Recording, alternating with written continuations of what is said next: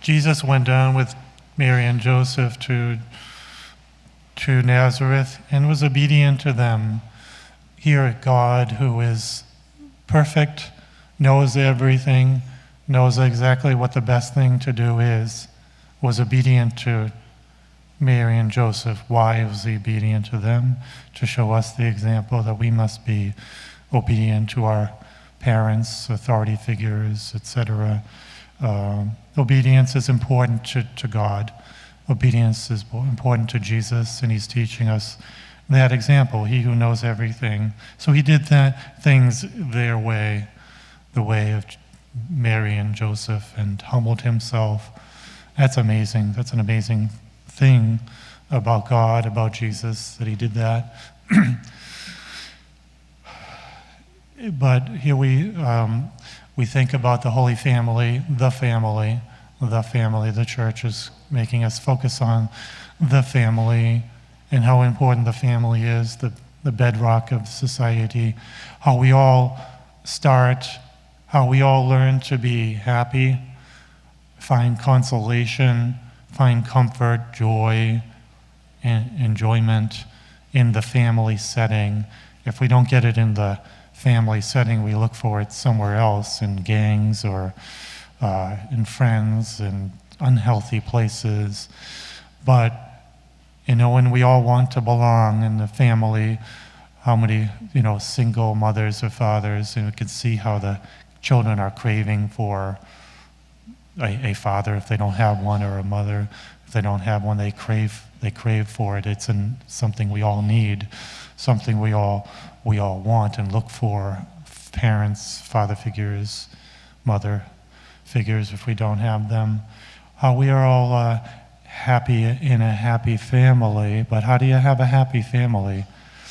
What is the ingredient of a happy family? Love is the ingredient, but what is love? Do you even know that love is the ingredient for a happy family, for a happy child, and a happy husband and wife? Do you even know that? A lot of people don't even know that. They think it's, making money, having the material things you need, being civil to each other, getting along. But love is something much deeper than that.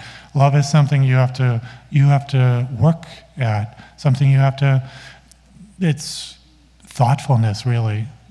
Love is thoughtfulness of the good of the other person.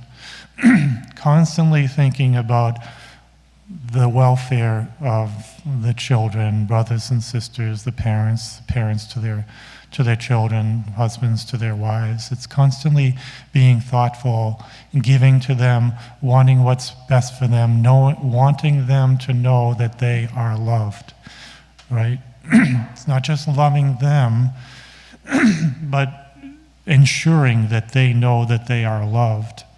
That's what, we need in families, loving each other and valuing love, valuing the virtue of love, valuing what is best for the other person, and valuing love for yourself.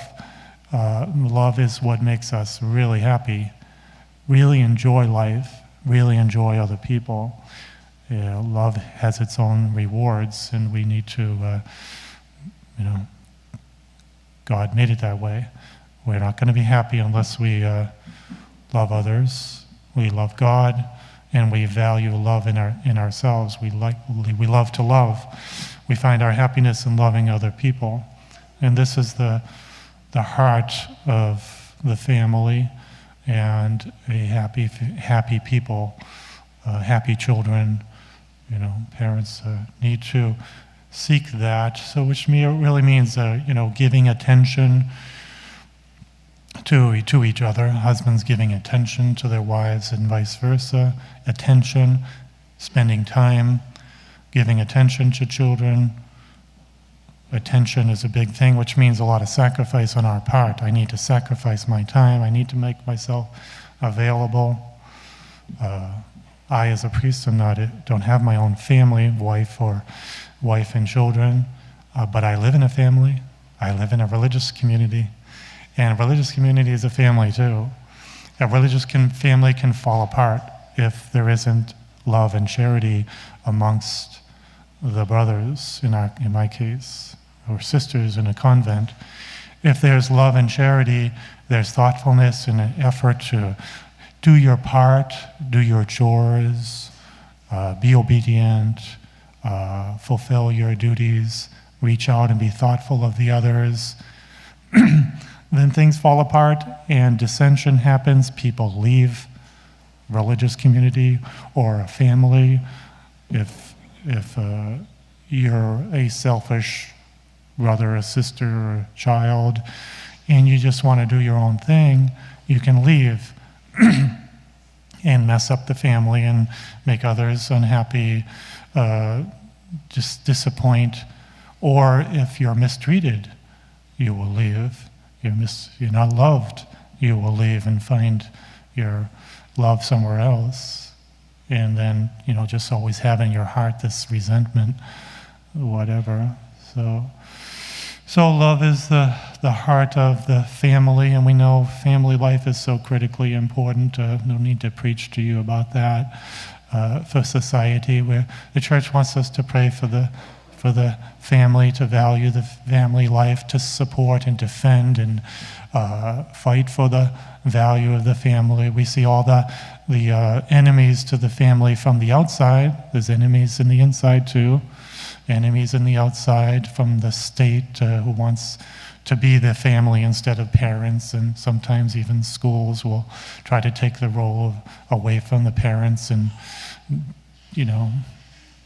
try to teach children what they think is the best, which is always, not always, but very often not what's best for the children, because it's not based on Christian values and the value of the family.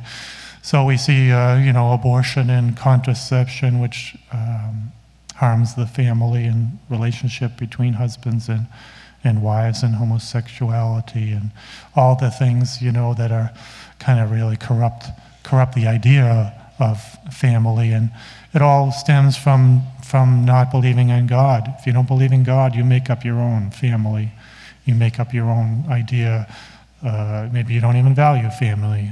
State is the most important thing, as atheists and communists and Marxists think. And so the church is certainly trying to counteract that. So there's the enemies on the outside, which we do have to fight against and pray against.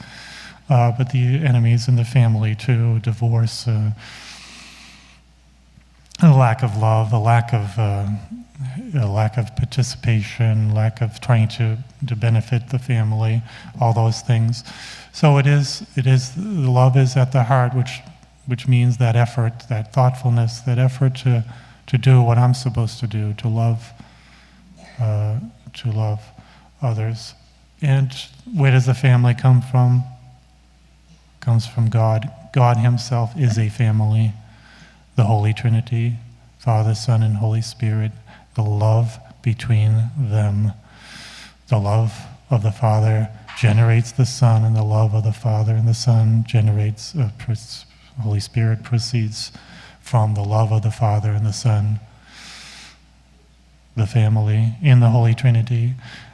When we get to heaven, hopefully, we're going to be in a family. We can't get away from the family. The family, our Heavenly Mother, our brothers and sisters, add the angels. What are they going to be like? They're going to be part of the family. I don't know it's going to be an interesting part of the family. All the saints, our brothers and sisters, who we will love intensely. Love is at the heart of heaven as well. Love is at the heart of heaven.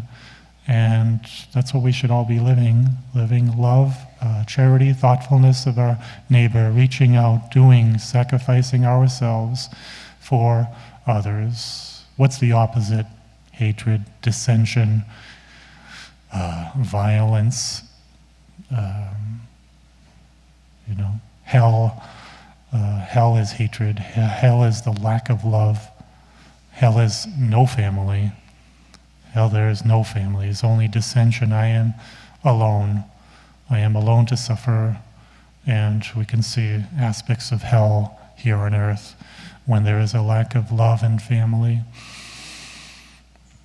So let us continue to value the family and promote and do our part. We all have to do our individual part for the family and our immediate family, but the family of the community, society, our country.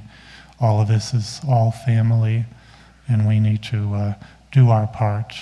If you can't do it, through words or actions, we can certainly, and we can do that, but we need to pray as well for the welfare of the country, the welfare of the community, welfare of our fallen away brothers and sisters who are away from the family or whatever, or away from the family of God, the church, which is a family.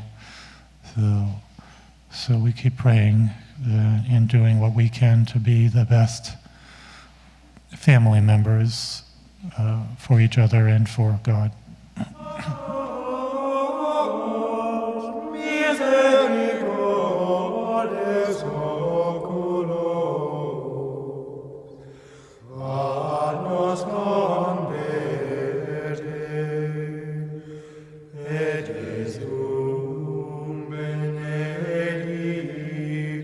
Fructum ventris tui,